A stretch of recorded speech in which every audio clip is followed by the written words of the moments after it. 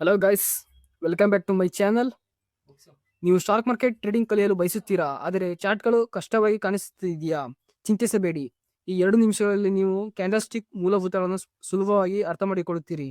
Candlestick chart ಎಂದರೆ ಮಾರುಕಟ್ಟೆ ಬೆಲೆ ಚಲನವನ್ನು ತೋರಿಸುವ ಒಂದು ವಿಧಾನ. ಪ್ರತಿ ಕ್ಯಾಂಡಲ್ ಒಂದು ನಿರ್ದಿಷ್ಟ ಸಮಯವನ್ನು ಸೂಚಿಸುತ್ತದೆ. ಉದಾಹರಣೆ 1 ನಿಮಿಷ, 5 ನಿಮಿಷ ಅಥವಾ 1 ದಿನ. ಇದು ಟ್ರೇಡರ್ಗಳಿಗೆ ಮಾರುಕಟ್ಟೆ ಹೇಗೆ ಚಲಿಸುತ್ತದೆ ಎಂಬುದನ್ನು ಅರ್ಥ ಮಾಡಿಕೊಳ್ಳಲು ಸಹಾಯ ಮಾಡುತ್ತದೆ. 2 ಮುಖ್ಯ ರೀತಿಯ ಕ್ಯಾಂಡಲ್ಗಳಿವೆ.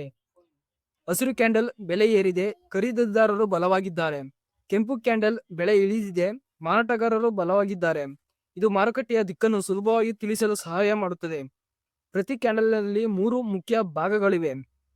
ಬಾಡಿ, ಓಪನ್ ಮತ್ತು ಕ್ಲೋಸ್ ಬೆಲೆಯ ನಡುವಿನ ವ್ಯತ್ಯಾಸ. ಮೇಲಿನ ವೀಕ್ ಗರಿಷ್ಠ ಬೆಲೆ, ಕೆಳಗಿನ ವೀಕ್ ಕನಿಷ್ಠ ಬೆಲೆ. ಉದ್ದವಾದ ಬಾಡಿ ಬಲವಾದ ಚಲನೆ, ಚಿಕ್ಕ ಬಾಡಿ ದುರ್ಬಲ ಅಥವಾ ಸೈಡ್ವೇಸ್ ಚಲನೆ. ಕ್ಯಾಂಡಲ್ಸ್ಟಿಕ್ಗಳು ಅರ್ಥ ಮಾಡಿಕೊಂಡರೆ ನೀವು ಮಾರುಕಟ್ಟೆಯ ವರ್ತನೆಯನ್ನು ಸುಲಭವಾಗಿ ಓದಲು ಸಾಧ್ಯ. ಇದು ಟ್ರೇಡಿಂಗ್ನ ಮೂಲಭೂತ ಅಂಶವಾಗಿವೆ. ನೀವು ಪ್ರಾರಂಭಿಕವಾಗಿದ್ದರೆ ಮೊದಲು ಕ್ಯಾಂಡಲ್ಸ್ಟಿಕ್ಗಳನ್ನು ಚೆನ್ನಾಗಿ ಕಲಿಯಿರಿ. ಇನ್ನಷ್ಟು ವಿಡಿಯೋಗಳಿಗಾಗಿ ಫಾಲೋ, ಲೈಕ್ ಅಂಡ್ ಸಬ್ಸ್ಕ್ರೈಬ್ ಮಾಡಿ.